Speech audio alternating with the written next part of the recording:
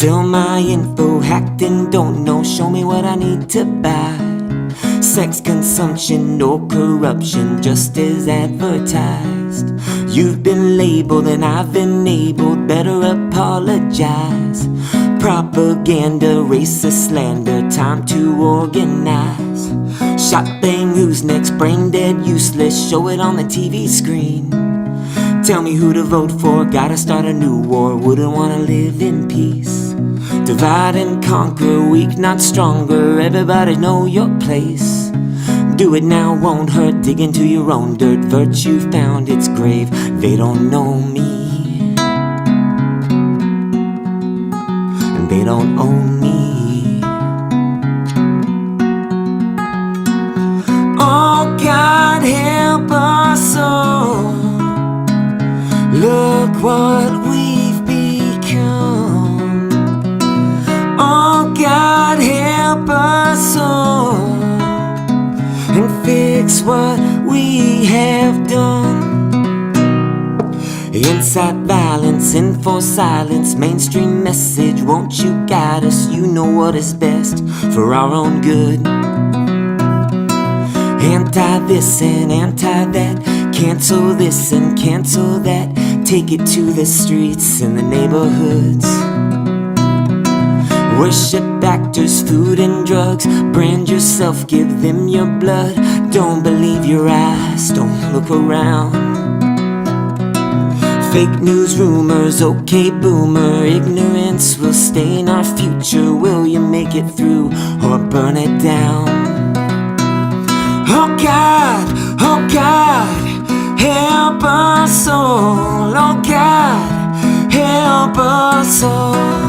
Oh God, help us all. Oh God, help us all. Today's show is sponsored by Farmer Joe's Fresh Market, located at 1401 Southwest Pine Island Road in beautiful Cape Coral, Florida. This week, Farmer Joe's has some great deals for you. Boneless pork chops, $2.99 a pound. Bone-in New York steaks, $11.99 a pound. And your Cinco de Mayo celebration 12-pack bottles of Corona, $12.99. Farmer Joe's, everything you need and more. Lee County's greatest grocery store, Farmer Joe's Fresh Market.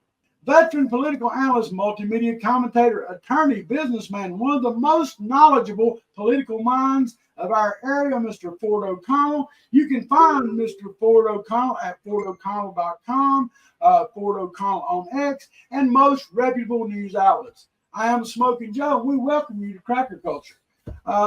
Ford, the Trump trials continue, and before we get into this, I got a clip, and with your legal expertise, help break down what is happening in what most of us think is an absolute attempt to keep him out of the White House and nothing more. So let me play the first clip. Former President Donald Trump spent today in court as witness testimony continued in his hush money trial. Michelle Ross was there and has the latest tonight. Donald Trump back in court Thursday after campaigning in Wisconsin on Wednesday. It was nice to be able to campaign one day without being in this ridiculous show trial, Biden trial, I call it. Judge Juan Merchan holding a second contempt hearing this morning after the former president was accused of violating his gag order an additional 4 times. He's already been fined $9,000 for 9 previous violations at $1,000 each. Once the gag order hearing finished, attorney Keith Davidson was back on the stand. Davidson is the 6th witness in this trial and represented Playboy model Karen McDougal and adult film star Stormy Daniels in their deal to receive money in exchange for keeping quiet about their alleged sexual encounters with Trump. Davidson arranged the deals with Trump's former attorney Michael Cohen, saying that Cohen was upset over not getting a position in the White House after the 2016 election. Davidson recalling the conversation in court, "Can you expletive believe I'm not going to Washington after everything I've done for that expletive guy? I can't believe I'm not going to Washington. I've saved that guy's expletive so many times you don't even know." Trump saying prosecutors only brought this case against him because he's running for re-election. Nobody's ever seen anything like it. And they wait till I announce, and then they start their action, and then they wait till prime time, Super Tuesday. It all started Super Tuesday, the biggest day, which we won every single thing. Well, for now, that Davidson, the attorney Davidson, he's represented a lot of high-profile celebrity cases. Hulk Hogan, and he done the Stormy Daniels. And what they said, what Trump's team said, is you go on the borderline of extortion, and that's your MO. I mean, how do you feel? Is Davidson an extortionist or is he an attorney? Well, he's selling himself as an attorney, but I think he was the best witness thus far that we've had in nearly 3 weeks in this trial for Donald Trump, because essentially he said the contracts that he made up for Stormy Daniels and Karen McDougal, they were not hush money. They were not, payoffs. They were consideration. And last time I checked, consideration is in fact the legal expense. Look, this entire case is an embarrassment to the legal system. It is a coordinated hit job by the Biden DOJ against Donald Trump to harm him politically. That's the whole goal here. The whole goal at the end of this trial is to say that Donald Trump is a convicted felon. And remember, the entire trial hinges on a convicted liar, Michael Cohen, and a sex worker named Stormy Daniels. You couldn't make this up if you tried, but yet here we are, Joe. Well, and I did see that the judge, Merchan, did grant Trump the privilege to go to Barron's graduation. And I honestly believe he only did that because he would have looked really bad, really, really bad to hold a man from going to his son's graduation. Otherwise, I think Trump been sitting in court. Well, let me put it this way. This entire gag order that you hear about, it is unconstitutional for a variety of reasons that we don't need to go into. But remember what gag orders are supposed to do. They're supposed to protect the defendant from the government, not protect the government from the defendant. So when you realize that, you get it. And let me tell you something. Juan Merchan, the judge, is even worse than Manhattan District Attorney Alvin Bragg. First of all, obviously, he's an elected Democrat who's donated to the Biden campaign, but his daughter is one of the top Democratic political operatives who's raised millions of dollars just off this case for people like Adam Schiff and Kamala Harris and others. So think about this for a second. You basically have the fox guarding the hen house in this trial, and then they're trying to say everything's on the level. Again, you couldn't make this up even if you're writing this script in Hollywood. Yeah, I mean, it just seems like there's so many conflicts of interest with these judges and attorneys. I don't understand how they can't just dismiss all charges, because, I mean, that shouldn't go. Merchan should not be the judge over this trial. That's exactly right. He shouldn't. But in New York State, the judge has to recuse himself, not the other way around. And let me say something else. This case never should have been brought in the first place. The federal authorities, the DOJ, the Federal Election Commission, refused to bring it. The Supreme Court has ruled that NDAs are not campaign contributions.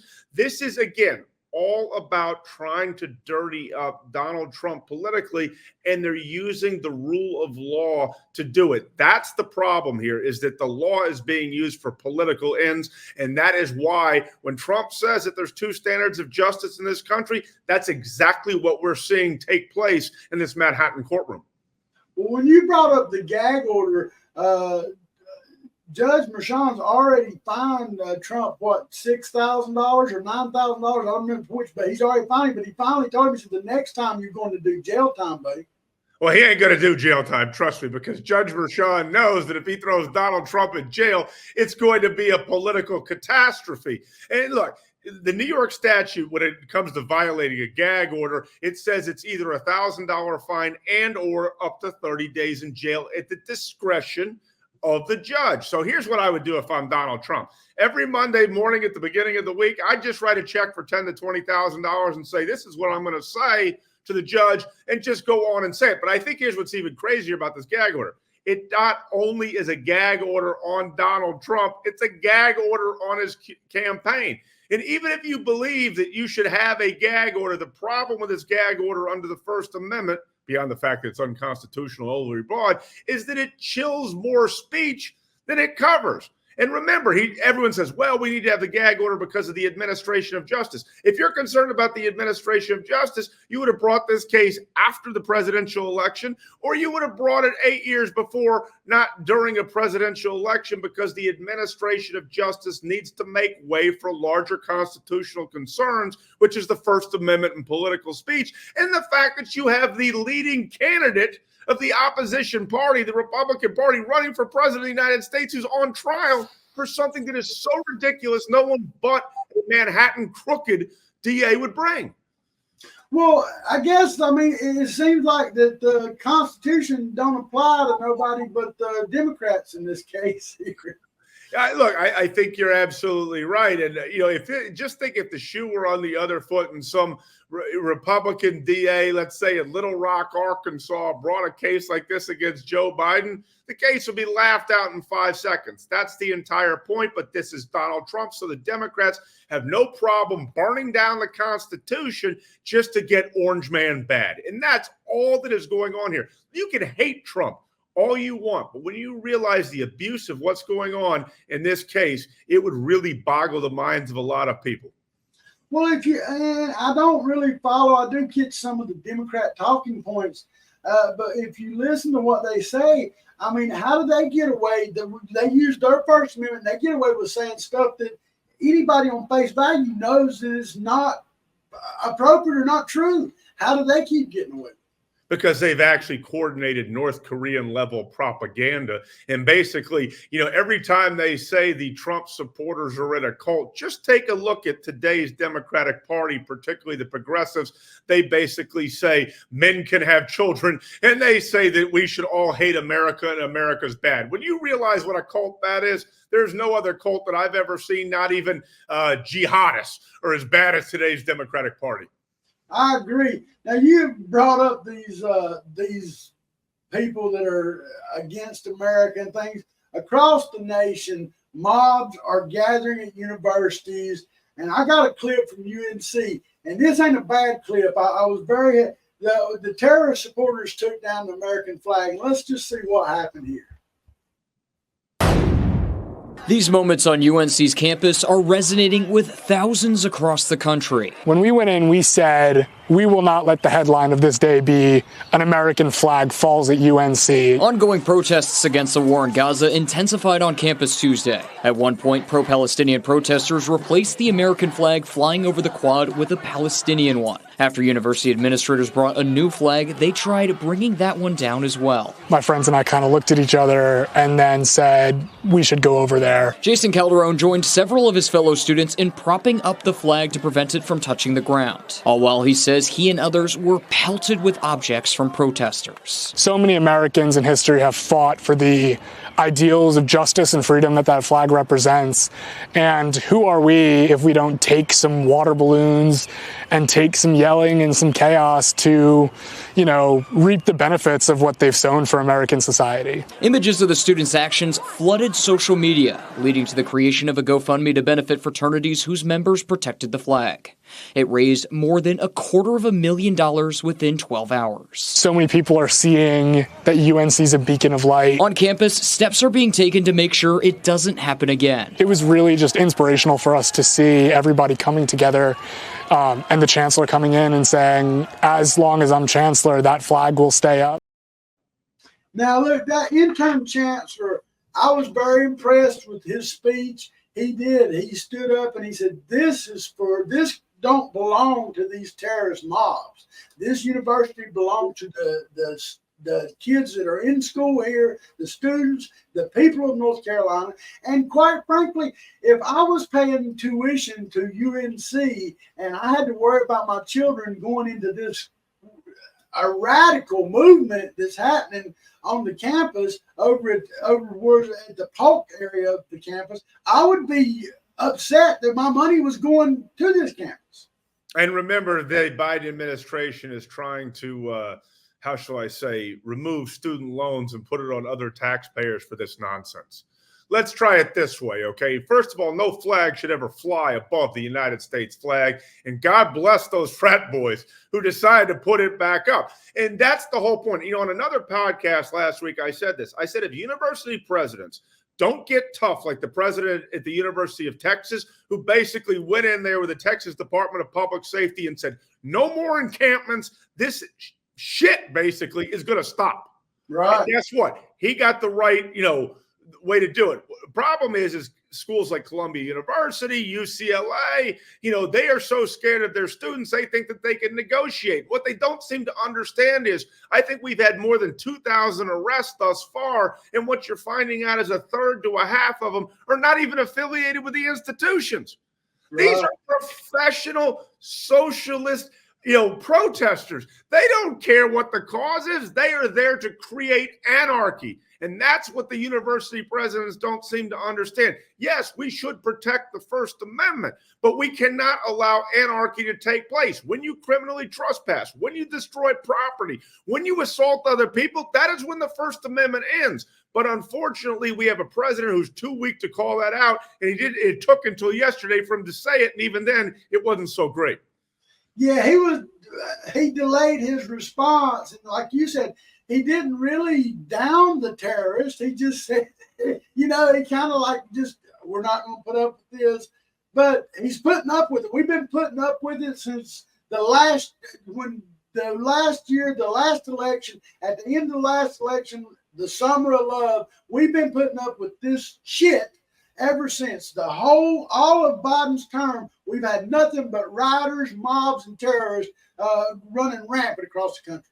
That's exactly right. And this began, believe it or not, even before that, it began with Occupy Wall Street. You're seeing many of the same faces that were in Occupy Wall Street and BLM, and now you're seeing them as pro-Hamas sympathizers. And I think a lot of Americans need to understand that these are professional people that are trying to destroy America from within. And unfortunately, because what's going on in college campuses, when I was in college, the idea was you want to learn how to think critically. On today's college campuses, unfortunately, many of the socialist professors are teaching students what to think. And that is why many of these students have become useful idiots for this jihadist nonsense that's going on in college campuses, which the faculty in many cases are promoting, as well as these professional protesters that make money by causing chaos. When you recognize that, you really have to rethink the value of a college education in today's day and age.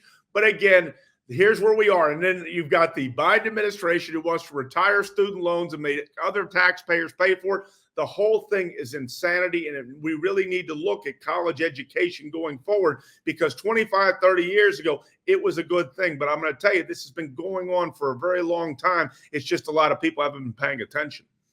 Well, and in my opinion, you talk about teaching critical thinking. They've bastardized what critical thinking is. It's not what me and you think of as critical thinking. It's their way of thinking is the critical way. Your way of thinking don't mean nothing.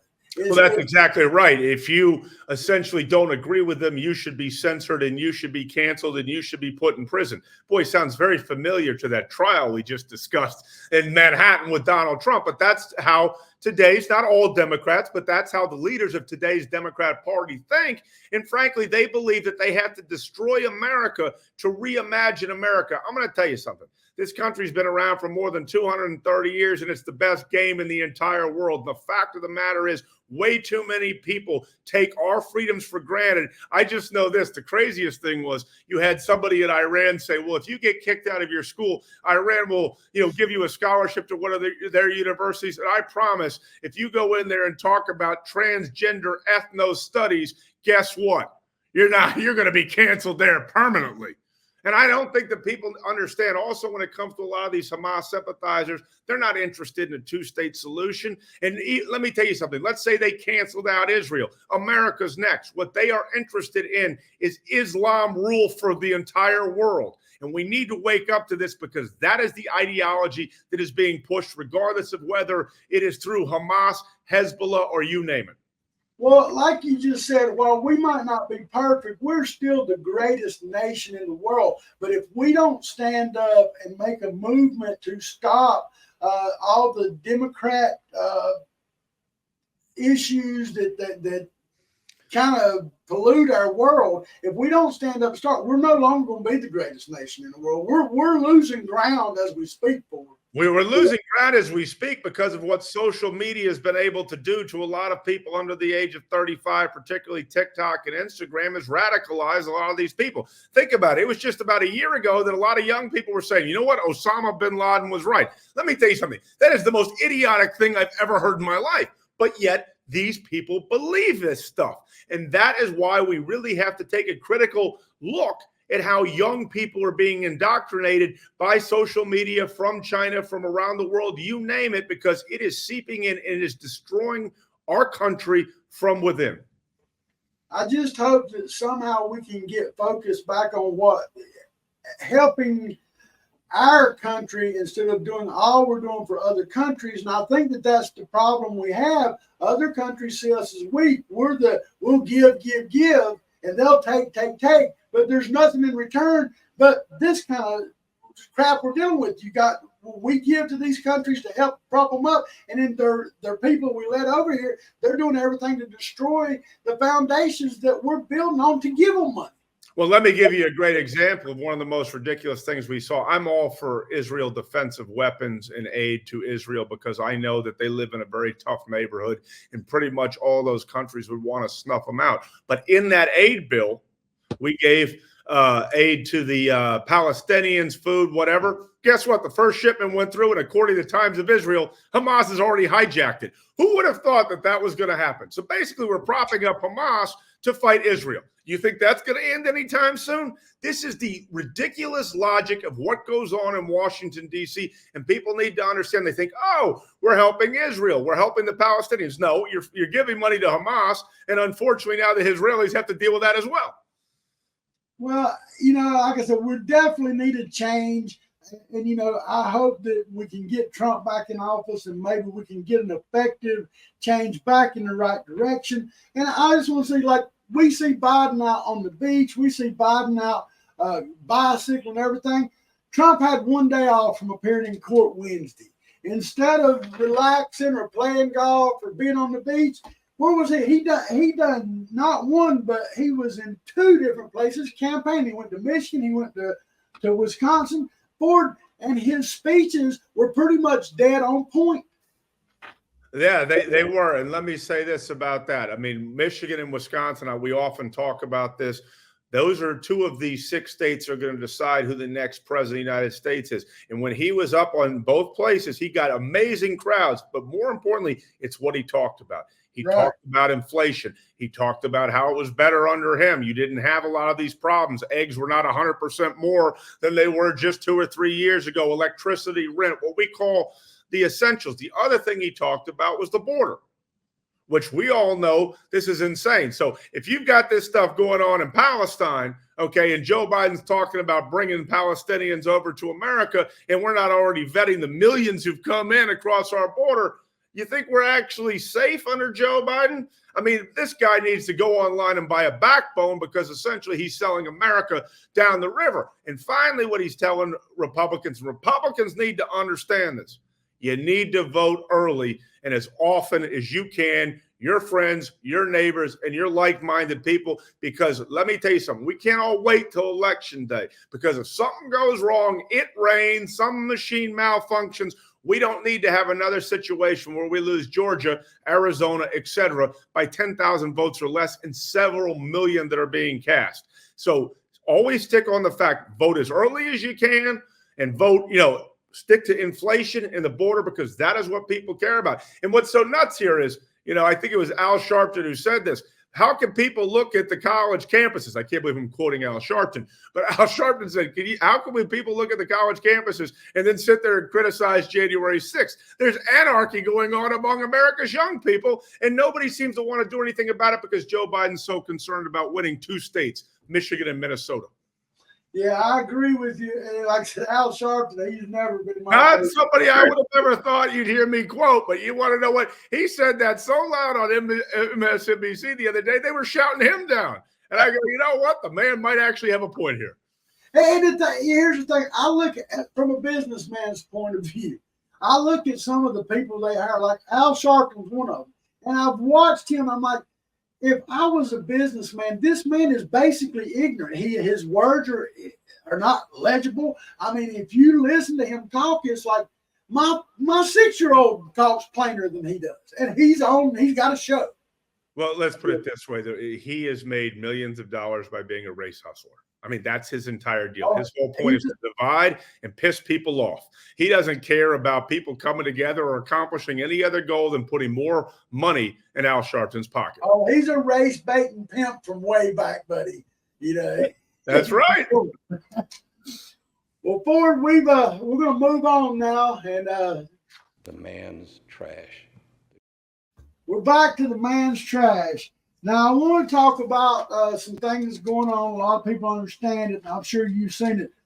Michael Thompson, who is the chair of the Lee County Republican Executive Club, filed a lawsuit against the city of Cape Coral for constitutional violations. Now, that was drafted by Anthony Sabatini, and I've read through it, and I talked to Michael briefly, and we're talking about doing an interview. And while I think Mike is going in a good direction, I hope that he gains some ground. And he's not looking for money; he's looking for him to return the money they illegally took in a stipend form. And I agree with that. Well, we've discussed that many times. I think what the Cape Coral City Council did was basically almost unconstitutional in the sense that they just decided to vote and give themselves a raise without really any sort of input. I mean, that's what we call, corruption and backdoor dealing. I mean, of course, they're going to say it's not corruption. We're allowed to do this, etc. I'm not so sure. People certainly need to look into this because it seems very fishy. And if that's the case, why wouldn't everyone just run for city council in Cape Coral to give themselves more money? Well, and look, I mean, most elected positions aren't very lucrative wages, but if you're in Cape Coral, you're making some bank. Well, that's exactly right. Now you've got an even bigger stipend that you would really call as a second salary. I mean, what a great deal in Cape Coral. Well, and I'm going to say this. These are allegations, but I got a call this morning that several people in the union went to John Gunther's face, the mayor of Cape Coral, and told him they don't approve of what he's done and they're not for him. So whether it's true or not, somebody told me that he is not going to rerun. I don't think he's going to rerun for mayor, but I think Terry's got another plan for him somewhere else. Well, that might be. He is a Millerite, and I'm sure that Terry Miller is going to come up with a new plan for Mayor Gunther. Unfortunately, the problem is Miller moves them to new places, and people don't catch on that the same crooks are just enriching themselves off your dime. Well, and they had a meeting in Cape Coral, the council meeting, and one of the main issues, I mean, I wasn't there, I was at another meeting, but one of the main issues is Gunther, they wanted to vote, and I guess Cosden, the council member Cosden, voted to move the meetings from the normal time to in the morning. Now, and look, there's no possible way that a working person can be at those meetings. There's no possible way that somebody that works in the school district can be at those meetings. They are shutting down the voice of the public is what they're trying to do. Yeah, I don't know what the rules are on the meetings and when they have to call them and the hours that they have to be within, but it's quite clear they don't want you there, Joe. They don't want average people there who might actually have a different opinion about these people enriching themselves and doing what's best for them and not be the citizens of Cape Coral. Ford, I tell you really hit most things dead on with this, but in Cape Coral, that's going to be a big problem, and we're going to talk about some of the people that are throwing their hat in the ring in Cape Coral, and we are seeing a lot of grassroots people talking about or filing to run, and the deadline's coming up. I mean, anybody that wants to run, they need to think about putting their name in there quick. It's early June, isn't it, the deadline? Yeah. I don't know, the 15th or 16th or something like that.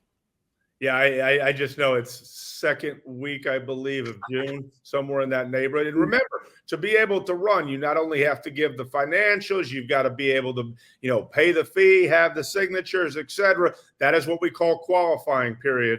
And that's very, very important that you dot the I's and cross the T's and make sure you're compliant, because that's the quickest way, how shall I say, the Millerites look to make sure that you can't qualify. Right.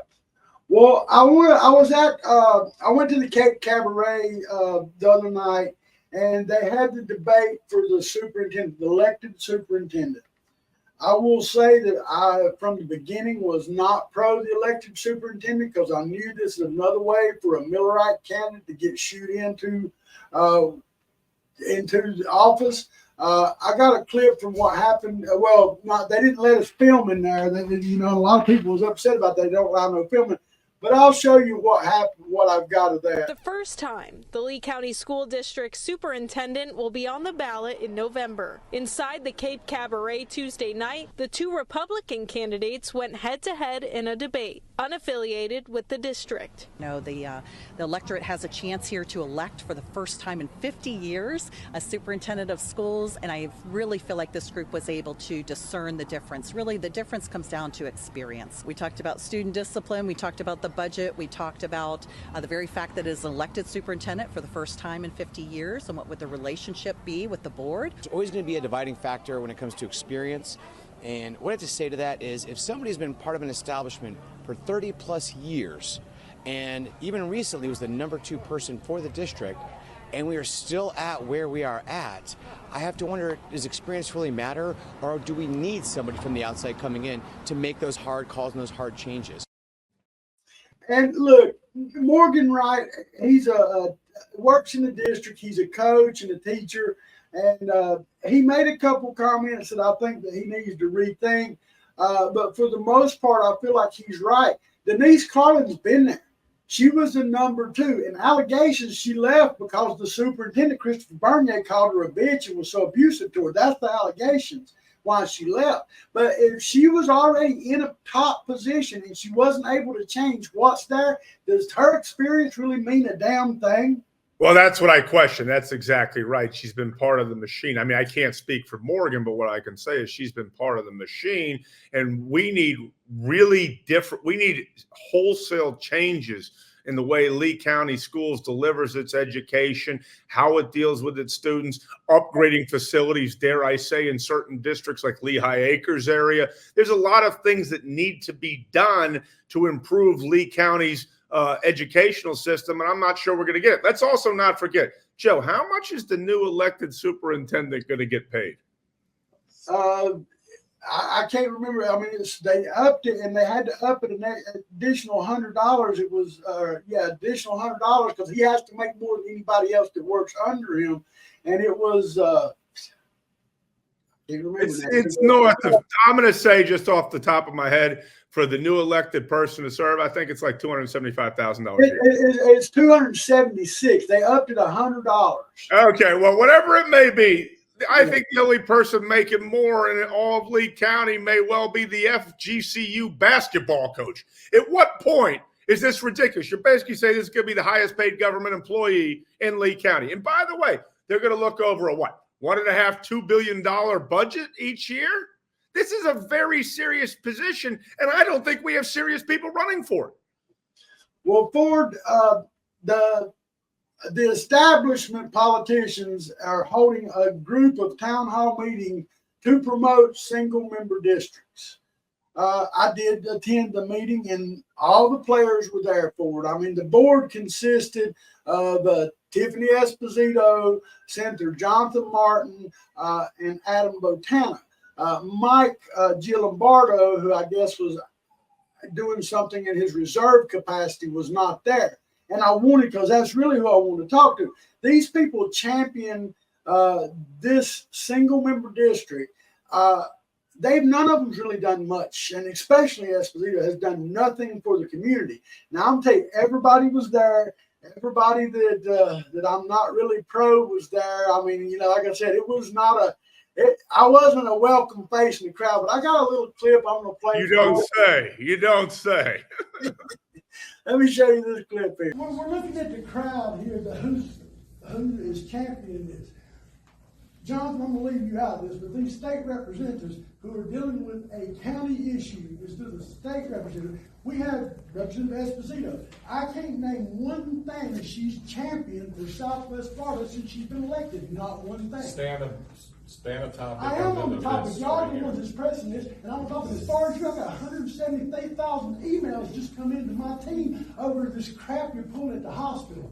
So we're going to be So talking. do you have any comments about I do. Single-member districts is nothing more than y'all's way to set up for your Millerite candidates, which all of us are, but you, Adam, so that y'all, when they turn them out, y'all can create new jobs for them. Brian Hammond's already said he wants this strong county mayor or whatever you want to call it. We already know that this is all a game to put more you Millerites and keep creating jobs. I can't think of none of you that's championed anything positive since you've been elected, especially you, Mr. President. This single-member district will affect everybody in Lee County except for the establishment cabal. What happens with the single-member district? If you do a single-member district, now the folks at Lehigh understand it. This is the worst district as far as being representation. You all know it. Proof is that up here in the front. All right. So if you champion this, what happens? Do you think that a commissioner in Collier County, in Sanibel is going to care what happens here in Lehigh? We get one person, we get one commissioner that's going to control all of this for us for our district. That's not going to happen. The money's in the other district. Do you think they're going to let the money from the other districts come to this district? Don't be foolish. Anybody's asinine to think this is a good idea, and everybody should be up in arms and fighting this. They've all, this is one thing I'm going to say, these people are pushing for a new two more elected seats, us, and they've all supported a man who has dropped chemical and toxic waste. They're supporting him for commission. What kind of people are destroying our Florida? Sir, can you please wrap up your comments? Huh? Can you please wrap up your comments? Yeah, I can. We need a grassroots movement, and all of you Millerites need to be moved out. Well, that was the meeting. And realistically, the people of Lehigh that spoke, the ones, everybody had the same thing. We have a commissioner that we don't never see. He's never here. He hasn't been out here since he's been elected. And they're talking about Mike Greenwell. And I agree with that. Mike Greenwell don't give a shit about Lehigh.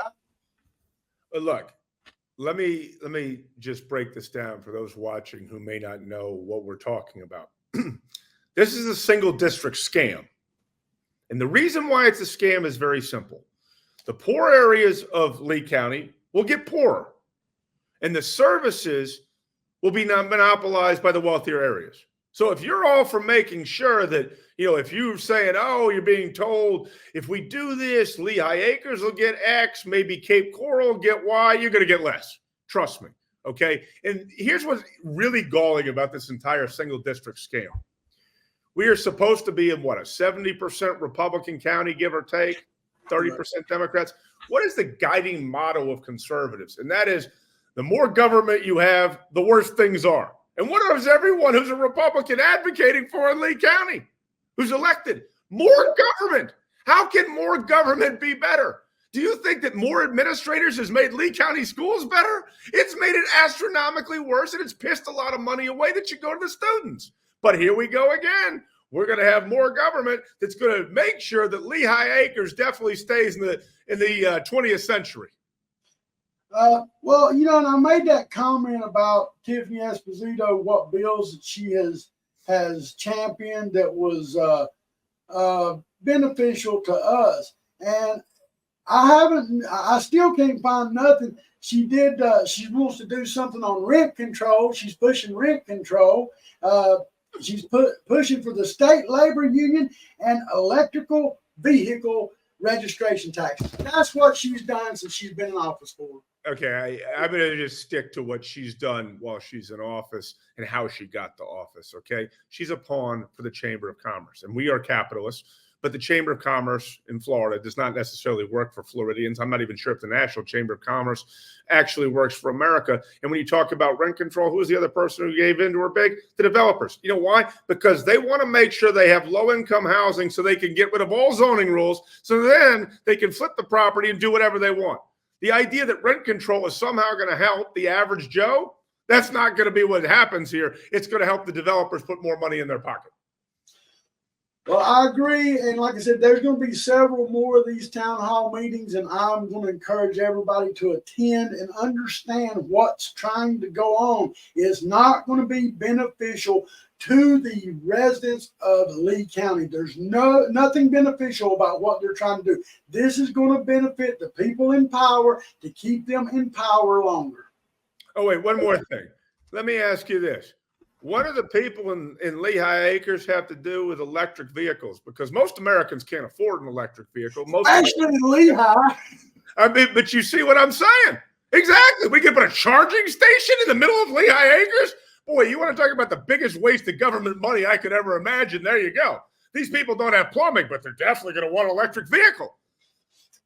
Well, Ford is getting close to the election time, and as we go forward, we're going to start discussing the candidates that are running and who you should look at. And really, these are not endorsements per se. We're going to try to talk about who's running for what positions and should you focus on this person or the incumbent. Best rule of thumb is always vote against the incumbent in most cases. The first one I want to talk about is District 5 County Commissioner, Lee County Commissioner. And, you know, that's currently Mike Greenwell. And I was just in Lehigh, and the public outcry was, we don't even see our commissioner. He don't do nothing for us. Mike Greenwell don't come out. And that's what one said. One of the people, or more than one of the people, said, we see Commissioner Cecil Pendergrass out here in Lehigh more than any other commissioner, and he's not even over our district. And that does not surprise me in the least that you see Cecil more than you see Greenwell. Look, we know why Greenwell ran at the end of the day. Look, I'm not trying to chastise Greenwell. I mean, I locked him as a baseball player for the Red Sox, etc. And he's obviously a hometown boy. That said, it seems that he ran to be commissioner to put more money in his pocket for the development that he wants. That just seems to be the reason why he ran for commissioner. And look, if he wants to come on here and prove me wrong, I'd be very, very happy to listen to it. But Mike Greenwell ran to be the commissioner of District 5 for Mike Greenwell. Well, Mike might not remember me, but I knew Mike real well when I was younger. A friend of mine done a lot of stuff with him. And I would invite Mike on here. I'll never support Mike because of what he's doing to Lee County. But I would let him, I'll give anybody a voice. I mean, I don't have to be pro you to give you a voice. But he's facing off with a first-time political opponent, a lady named Amanda Cochran. I am trying to get to know more about Amanda, but right now, most of the grassroots candidates are, and people that are anti the establishment are supporting Amanda Cochran over Greenwell. And quite frankly, Ford, I have not got to the point, it's too early for me to put out an endorsement on this, but I can tell you Greenwell don't have a chance with me. I don't care who's running. I'm going to vote against Greenwell this time. I think what's so frustrating about Greenwell and others of his ilk is, again, you know, this is supposed to be about public service. This is supposed to be about making your community better. It's not supposed to be about enriching yourself. And I think that's the biggest problem I have pretty much with many, not going to say all, but many of the major elected officials in Lee County, and some in Collier and some in Charlotte as well, but particularly in Lee, that cancer seems to be a lot worse. I agree. Well, and then we can skip over to District 3. Now, we know that Sandeli's not going to run, and it's pretty much all the cabal has endorsed Dave Mullica. Now, I have put this out there, and it needs to resonate with people what he is and what he's done. Dave Mullica has been fined, had stop orders, continue to do it, and he has polluted our groundwater by dumping toxic waste and chemical waste on property that was not set up for that. And even after the audit, he destroyed a man's property. A man can never build a home on that property, nothing, because of Dave Mullica's action. And he's still facing, I guess, charges, or he's still under investigation for this, but they've all backed him. Let's see why they backed him. Whose husband is he again? Exactly. He is State Representative Jenna Persons, Mullica's husband. Now, and who's his father-in-law? His father-in-law's Armor Persons. Boy, that's a lot of persons. And let's see, the State House, County Commission, School Board. I mean, my God, they need to run one for superintendent, and then they're going to have a free set of steak knives. The rate things are going. I agree. But now there's a new guy in town, and I kind of like him. His name is Matthew Thornton. Now, Matt Thornton, I've talked to Matt. He called me, and we've had a conversation. I'm going to talk to him a little further. Matt Thornton has the money to fight Mullica. And I don't think they know it yet, but they're about to find out. He's a nice guy. And, you know, when everything I've talked to him about, he don't need the job for the money. He's got money. He's doing it to try to make an effective change and help us keep people like Mullica out of office. Well, let me put it this way. I don't know much about him. I only hear from you, you know, et cetera.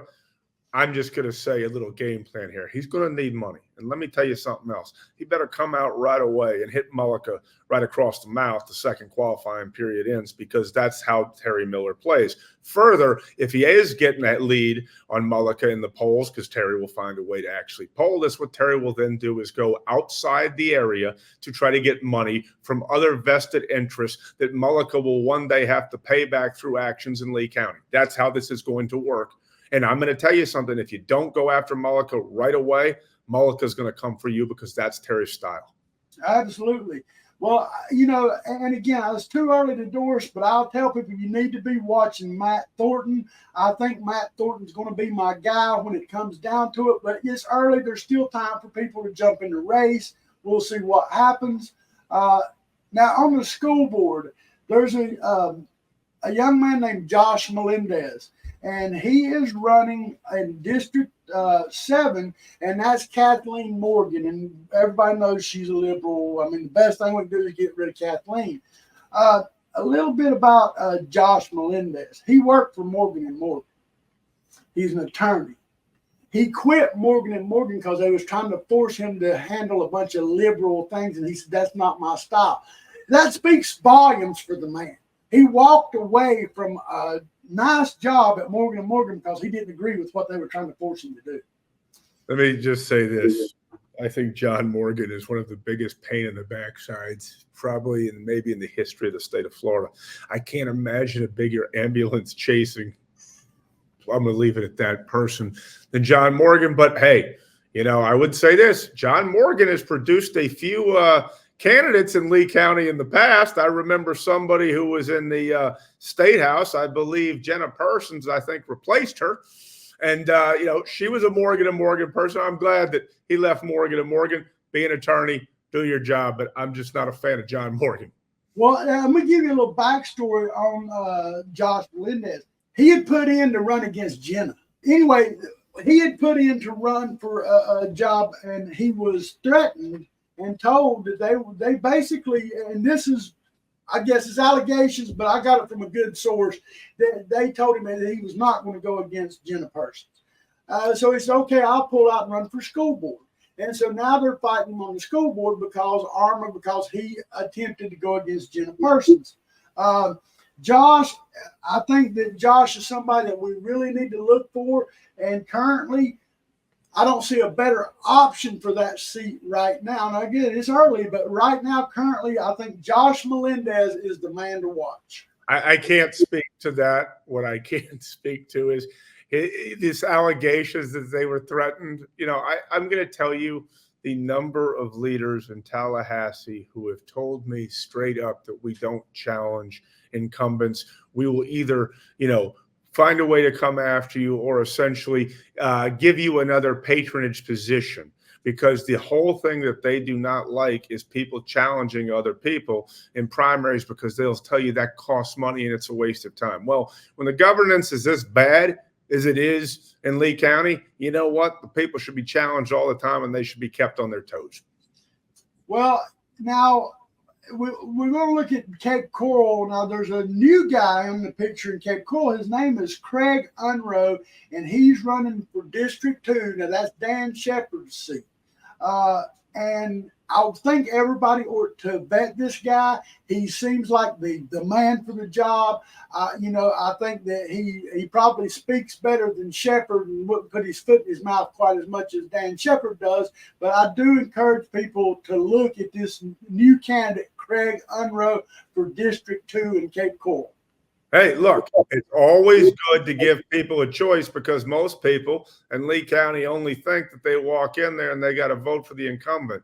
You know, that's the hardest thing, because there's a reason why incumbents don't lose, because there are third-party interests that want to keep them in the power. And I think that that's very, very important that people just look at all the options. And like every other race, I'm just making the point about why you should look at the other option. I'm not telling anyone who to vote for, but I am going to tell you about the corruption that goes on in Lee County. And I'm going to tell you about the dirty ways that Terry Miller goes about campaigning, because that's very, very important for a lot of people to know, because most people don't know about that. And then they see these horrendous ads that are generally made up, but all of a sudden, people pay attention with about 3 weeks to go, and then they wonder why the grassroots person or the better person didn't win that race. Yeah, I agree. Now, we also got the state committee woman race coming up. There's several people in there, and I don't dislike several of them that's running. However, Tara Jenner, I think you should watch. Tara Jenner is an ex-JAG attorney. She's currently the vice chair of the Lee County REC. I do think everybody ought to look at Tara in this race.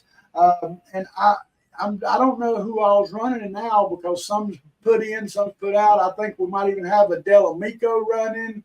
And I think we have there's somebody else running. I even heard Doris Cortez might run. Wow. Talk about a blast from the past there. With Tara Jenner, I know Tara. Again, I try to stay out of a lot of these things. I will just say she has the experience. She has the credentials. And I'll tell you this, if nothing else about Tara, she adheres to the Florida Constitution and the U.S. Constitution. Can't say that about everybody. Absolutely. I totally agree. And I tell you, Tara will talk to anybody. All you got to do is pick up the phone, and trust me, you'll have a lengthy conversation, and she'll tell you everything you need to know about it. That's for sure. A state committee man, Michael Thompson, I think it's Brian Wright. That's a no. Look, that's a no-brainer for me. I'll never support Brian Wright. I know that Mike Thompson's very controversial. I think that sometimes that you either like Mike or you hate Mike, and that's the way it and that's kept a lot of turmoil in the REC. Again, I have to stay mum on this. People look at both choices. I obviously know Mike Thompson better, but again, it's up to the voters to do their own vetting and think about themselves. I'm not going to push them in one direction or another. Well, now we have a libertarian running, and you're familiar with this, C. He is running against Tiffany Esposito, and his name is Joshua Krakow. I've met with Joshua several times. I've talked to Joshua. Joshua seems like a nice kid. I think everybody ought to watch. It might be a good thing to have a libertarian in this office, and I tell you, anybody is going to have my vote over Esposito. Let me just laugh at that point. You know how I feel about Esposito. Again, I'm going to take your word for it. I do think that people need to look at a lot of people who are challenging incumbents, because remember, there's a lot of special interests that are behind why a lot of state representatives in particular in Lee County got elected. They didn't get elected because they were the better person. They got elected because Terry Miller got a whole bunch of money from special interests outside of Southwest Florida, I might add. And that is why they're sitting in those seats. And people need to be well aware. That's why you bring up the thing and you're like, well, what have you guys done for Southwest Florida? I'm going to tell you, Southwest Florida didn't elect most of these people that actually represent us in Southwest Florida, particularly at the state house level. And the reason why I say that is, remember, a state house seat in Lee County has the same value as a state house seat in Dade County, Alachua County. You figure it out, because there's, a certain number of people. So therefore, you've got outside interests that have no interest in bettering Southwest Florida, giving a lot of money to these people because they want to push those interests in Tallahassee. I agree, but like I said, Esposito's done nothing. Why would you elect somebody else? You get more of the same. We don't need more of the same in Lee County. Well, I agree with you. That's exactly right. Obviously, I'm going to say, vote for the other person. I just try to stay out of endorsements, just because I get often asked to do a lot of moderation in Lee County and Collier County in terms of candidates. So I cannot weigh in, generally speaking, because I do like to help people know what's going on. So that's why I'm mum. I want people to know that. It's because I'm trying to keep that open so that I can help in other ways when I'm not, running for office, etc. Again, and I want to emphasize, everybody we've mentioned so far is not an endorsement. We're just telling everybody these are people that we think you need to look into harder, that might do a better job for the community than what you have with the establishment incumbents that are basically destroying our area, in my opinion, now. One more I want to talk to in Lee County is Dr. Joseph Gambino, who is running for the hospital board. You know, I think that I was kind of thought Joe was going to get in the race against Mullet. And, you know, that would have been a three-way race that I'd like to see, Gambino, Mullica, and this Cochran lady. But, you know, sources have told me that he's going to stick with the hospital board. I do think people ought to look at Joe. He's not a Millerite. And that, you know, everybody we've mentioned so far that I'm telling you to look into are not Millerites. I will never prop up a Millerite candidate. Well, let me say this. That's unfortunate because the way to beat a Millerite candidate is to make sure that there are multiple candidates in a race, and obviously relatively strong candidates in that race. That's a shame. But the hospital board, these are things that a lot of people don't think about. They see it way down the ballot. This is very, very important, particularly given the average age of Lee County. I think that that's very, very important. So pay attention to the hospital board. There's a lot of these smaller races that people don't really think about, especially this year when everyone's focused on Donald Trump and Joe Biden and whoever else the third-party candidates are, or reelecting Rick Scott as U.S. Senator, whatever it may be. They need to recognize that these positions down the ballot, whether it's hospital board, whether it's county commissioner, I always think county commissioner is the most important, but state house, state senate, whatever, mosquito board, whatever it may be, these are very, very important positions because these are the people who are closest to you, and these are the people that control the services that really your life depends upon while living in Lee County. Well, and we're going to be talking a lot more about the hospital and the hospital board going forward because they're trying to privatize, and that is going to be devastating to a lot of people in Lee County, in my opinion, when they privatize this, if they go through with it. I'm hoping that we can get somebody that can kind of hedge that off. But I've had several well-respected doctors from the hospital contact me and say, we got to stop this. We don't know how. And that concerns me when I've got people in the medical field that are working in this and tell me it's going to be bad if they go privatize. Let me tell you something. The medical field is probably one of the most screwed up things in America because of the confluence, just in general, not just Lee County, just in general, because you've got the doctors, you've got the insurance companies, you got the hospitals, and you got big pharma. And let me tell you something, none of them are working for you. Right. No, I agree. Well, I'm going to skip on down to Collier County for a minute.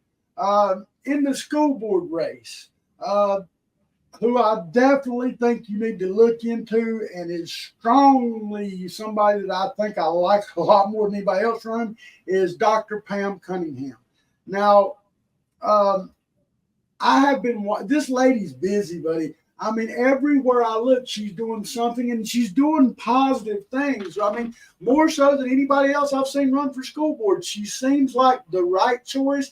I have yet to finalize my decision. I am going to interview Dr. Pam Cunningham, but I do think that everybody in Collier County ought to look at Dr. Pam Cunningham. Well, look, the one thing I'll say is that the schools are a little bit better in Collier than they are in Lee, but that doesn't mean they don't need improvement too. Right. And we also have a guy named Tim Henning running for school board. Now, Tim Henning used to be a commissioner. He was on the fire district. He's well known in Collier County. He called me today, actually, and I had a nice conversation with him. I think everybody ought to watch him. And I know that a mutual friend of the show, Dan Cook, who runs the Part-Time Patriot Project, was also going to run for that seat. But when he heard that Tim Henning was run, they had a gentleman conversation, and Dan accepted the fact that Tim was probably the better choice. I do think that everybody ought to take a look at Tim Henning in the Collier County School Board race. I don't know, what do you think, Ford? Well, this is my whole thing about the school board in Collier County. Everything needs improvement, and if you've got people with good ideas, and they make the case. And you know what? You need to look at some new blood too. I agree. Well, in the commissioner race, there's a guy popped up, Frank Roberts. I think that everybody ought to really look into this guy. He's new to my radar, but I've heard a lot of positive things. He's going to be endorsed by a lot of powerful people in Collier County because they like him. So I definitely think, and I'm not talking about establishment politicians in Collier County. I'm talking about more the grassroots, America First politicians. They seem to really like Frank, and we'll just have to see. Yeah, look, I'm always an America First person, but here's where, my family primarily lives in Collier, my extended family. And what I always tell people is that the most important thing that you have to pay attention to is the county commissioners. And I do think that even though Collier County, particularly the Naples area, is sort of the envy of South Florida, I think that a lot can be improved in Collier County in terms of the delivery of services, particularly to places outside of Naples and Marco Island. And people need to look at that very, very carefully because most of the people don't live in Naples. They live outside of Naples, and we need to make sure that that area, gets the type of attention and money that it needs because I always say this to you, Joe, we're in the heyday of South Florida and certainly Southwest Florida, and we need to make sure it's done right. I agree. And the last person I'm going to mention in Collier County, and this is going to be I'm going to endorse this person. Now, this is everybody else I want you to look at.